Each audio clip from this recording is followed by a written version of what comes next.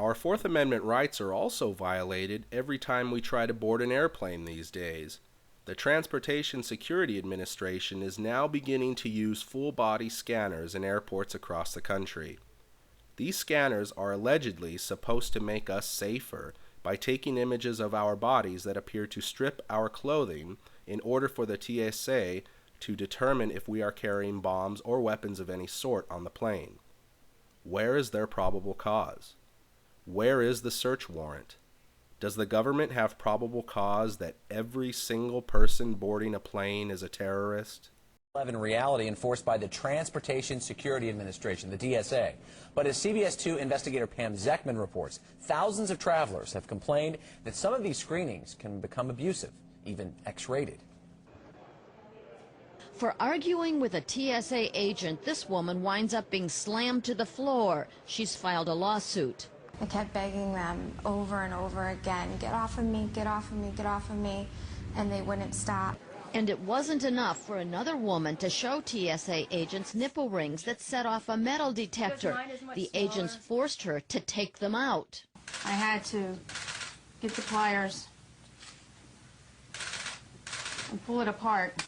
Here in Chicago, we watched as passengers like this man are subjected to exhaustive security checks. He's patted down, his wheelchair is examined, and his hands are swabbed, all in public view in a see-through room at the security checkpoint. And he's not alone.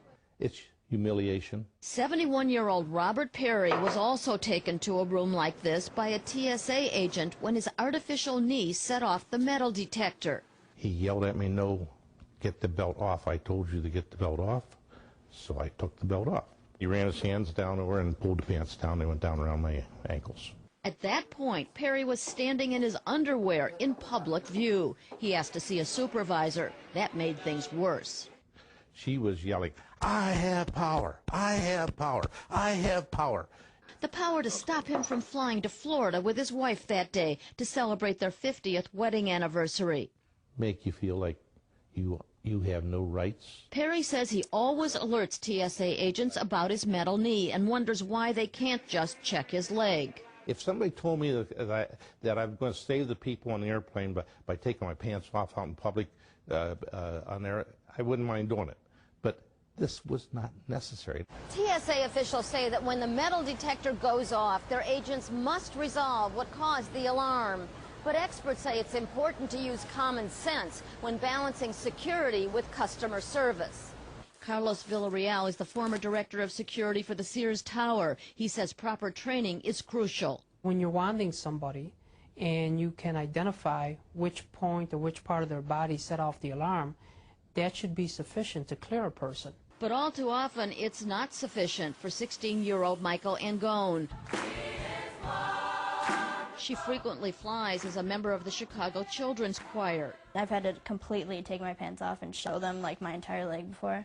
As a baby, Angone was diagnosed with cancer. Her parents, Chicago police officers, had to have her leg amputated. She always warns TSA security agents that her prosthetic leg will set off the metal detector, but many insist on doing an embarrassing full-body pat-down. And I feel like I'm being felt up in public. What's the reason for all the feeling up, the groping at the back of the neck, the chest, underneath the bra, all the groping on her body, her buttocks? We asked the TSA those questions, but got no answers. The key word here is reasonable, and they've gone off the track. They're not reasonable.